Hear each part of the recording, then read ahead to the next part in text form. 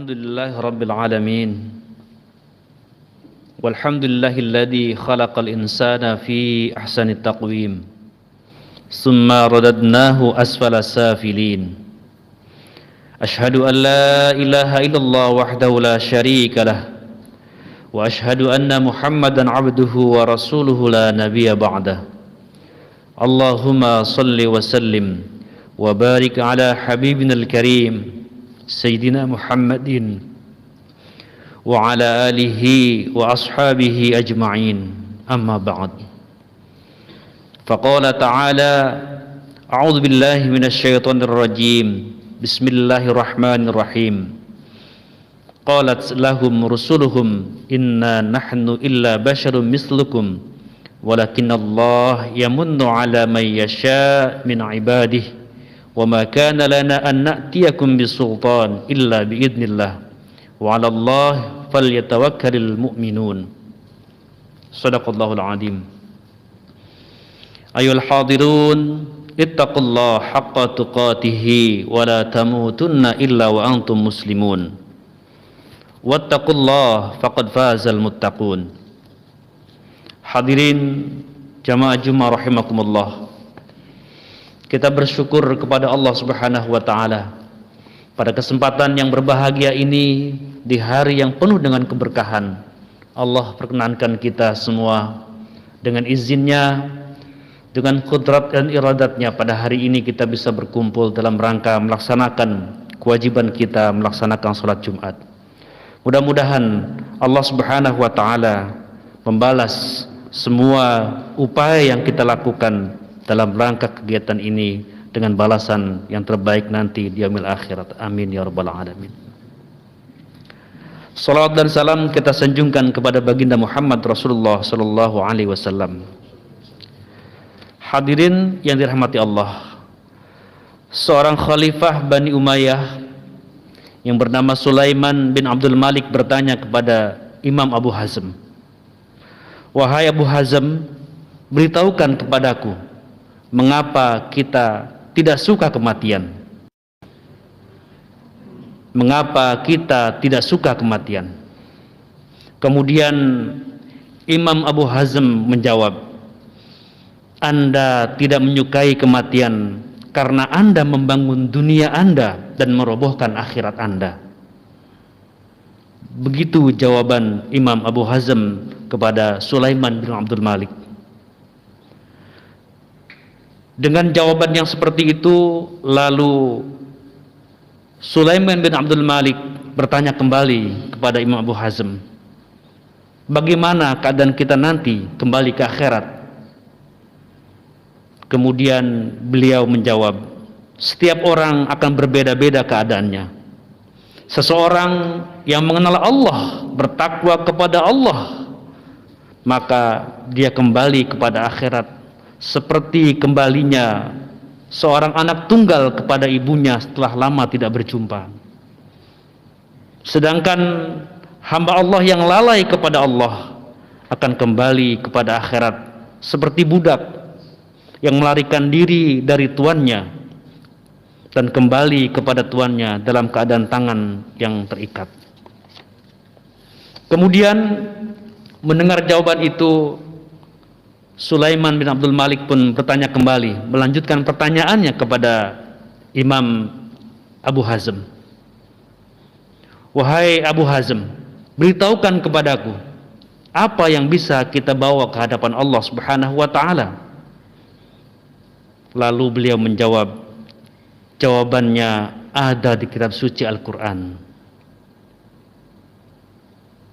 Lalu Sulaiman bin Abdul Malik terus mendesak Imam Ibnu Hazm dengan pertanyaan-pertanyaan selanjutnya.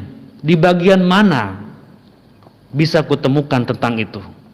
Lalu Imam Abu Hazm menjawab dengan menyampaikan firman Allah Subhanahu wa taala surat Al-Infitar ayat 13 dan 14. A'udzu billahi minasyaitonir rajim. Innal abrara lafi na'im wa innal fujjara lafi jahim. Sesungguhnya orang-orang yang berbakti dan dia benar-benar berbakti kepada Allah Subhanahu wa taala, berada dalam surganya dengan penuh kenikmatan. Dan sesungguhnya orang-orang yang durhaka benar-benar berada dalam neraka. Kemudian Sultan Sulaiman bin Abdul Malik bertanya kembali.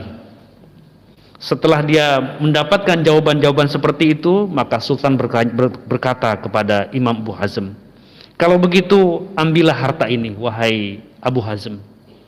Engkau telah memberikan jawaban-jawaban atas pertanyaan-pertanyaan tentang yang telah aku sampaikan. Maka sekarang sebagai pengganti, sebagai hadiah, silahkan kau pilih harta yang kau mau. Kemudian Imam Abu Hazm menjawab, hartaku lebih banyak daripada hartamu. Apa hartamu wahai Abu Hazm? Maka Imam Abu Hazm menjawab dengan jawaban yang luar biasa. Beliau katakan, percaya kepada sang pencipta, bersandar kepada sang pemberi rizki, tawakal kepadanya, serta ridho dengan apa yang diberikan oleh Allah Subhanahu wa taala. Hadirin jamaah rahimakumullah. Dari kisah ini bisa kita ambil pelajaran bahwa sesungguhnya tidak ada yang patut kita sombongkan di hadapan orang-orang ataupun di hadapan Allah Subhanahu wa taala, karena semuanya hanyalah miliknya dan akan kembali kepada Allah Subhanahu wa taala. Yang kedua, dari kisah ini bisa kita perhatikan bahwa mengapa kita tidak menyukai atau bahkan mungkin bisa dikatakan tidak membenci kematian. Karena memang selama ini yang kita bangun adalah bangunan-bangunan yang sifatnya duniawi, bukan bangunan-bangunan yang sifatnya ukhrawi. Bagaimanakah bangunan yang sifatnya duniawi itu? Ya seperti yang kita ketahui, bagaimana kita berlomba-lomba mencari harta dengan berbagai cara, bahkan cara-cara yang tidak baik, yang tidak halal kita lakukan, kita tumpuk semua harta itu. Sehingga ada rasa dalam hati kita takut kepada kematian. Sementara mereka yang begitu luar biasa bersemangat membangun kehidupan untuk akhirat, dia tidak pernah merasa takut untuk kembali kepada Allah Subhanahu wa taala, karena dia telah mempersiapkan segala sesuatunya untuk menghadap Allah Subhanahu wa taala. Walaupun itu wallahu alam, apakah semua amalan-amalan yang kita lakukan selama ini diridhoi oleh Allah Subhanahu wa taala atau tidak. Kita sebagai makhluknya untuk senantiasa berusaha, berupaya menjalankan apa yang telah diperintahkan oleh Allah Subhanahu wa taala dengan sebaik-baiknya, dan kita terus mencoba dan berusaha meninggalkan apa yang dilarang oleh Allah Subhanahu wa taala. Hadirin rahimakumullah. Kemudian di akhir percakapan ini bahwa Imam Abu Hazm menyatakan percaya kepada sang pencipta, bersandar kepada sang pemberi rizki, tawakal kepada Allah Subhanahu wa taala, dan ridho dengan yang diberikan oleh Allah Subhanahu wa taala merupakan modal yang luar biasa. Mungkin saja ya, selama ini kita semua sudah beribadah kepada Allah Subhanahu wa taala, tetapi mungkin dalam hati kita, ya Allah, saya sudah berusaha sedemikian rupa, salat yang telah Engkau perintahkan aku jalankan, zakat yang telah Engkau perintahkan aku keluarkan, bersahabat dengan kawan-kawan yang baik telah aku lakukan, kenapa kehidupanku masih seperti ini? Mempertanyakan itu mungkin saja ada dalam hati kita, tapi mari sama-sama kita tanyakan kembali hati kita ini, apakah yang sudah kita lakukan itu betul-betul lillahi ta'ala, karena Allah Subhanahu wa ta'ala, atau karena yang lain, karena ingin mendapatkan sanjungan, atau cara-cara yang kita lakukan dengan cara-cara yang tidak baik.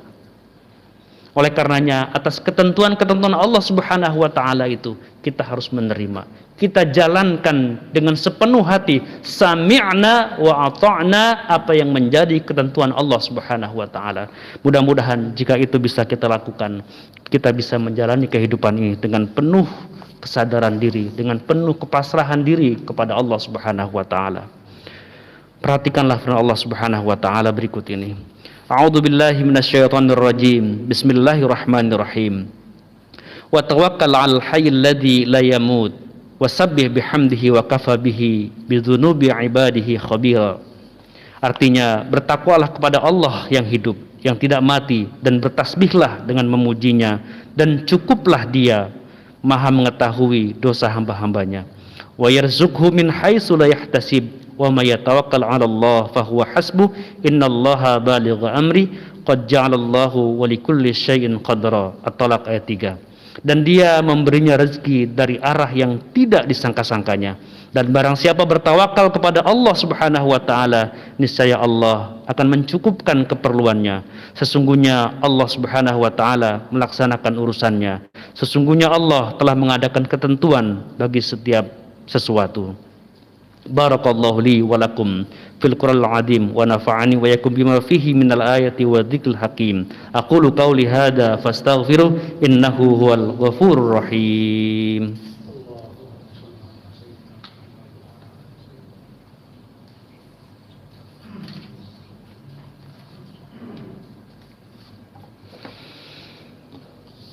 Alhamdulillah rabbil alamin. Walhamdulillahi hamdan katsiran kama amar. Asyhadu an la ilaha illallah wahdahu la syarika lah. Wa asyhadu anna Muhammadan abduhu wa rasuluhu la nabiyya ba'dah. Allahumma fassalli wa sallim wa barik ala sayyidina Muhammadin wa ala alihi wa sahbihi ajma'in, amma ba'du. Fa ya al-hadirun ittaqullaha haqqa tuqatih wa la tamutunna illa wa antum muslimun. Innallaha wa malaikatahu yusalluna 'alan nabi ya ayyuhalladzina amanu shallu 'alaihi wa sallimu taslima. Mari kita berdoa kepada Allah Subhanahu wa taala. Mudah-mudahan Allah berikan kemudahan untuk kita semua. Allah panjangkan umur kita, Allah berikan kesehatan yang paripurna untuk kita semua dan juga untuk keluarga kita semua. Allah berikan kemudahan untuk kita semua dalam mencari keberkahan rezeki dari Allah Subhanahu wa taala dan Allah mudahkan segala urusan kita. Allahumma shalli ala sayyidina Muhammad wa ala ali sayyidina Muhammad. Allahumma ighfir lil mu'minina wal mu'minat wal muslimina wal muslimat al ahya minhum wal amwat innaka sami'un qaribun mujibu da'wat wa ya qadiyal hajat. Allahumma sallimna wal muslimin min afati dunya wa adabil akhirah. Allahumma ja'alna wa awladana min ahlil ilmi wa min ahlil khair birahmatika ya arhamar rahimin. Rabbana atina fid dunya hasanah wa fil akhirati hasanah wa qina adzabannar. Walhamdulillahi rabbil alamin. Ibadallah, innallaha ya'muru bil 'adli wal ihsan wa itaa'il qurba wa yanha 'anil fahsya'i wal munkar wal baghi ya'idukum la'allakum tadhakkarun wa la dzikrullahi akbar. Aqimis shalah.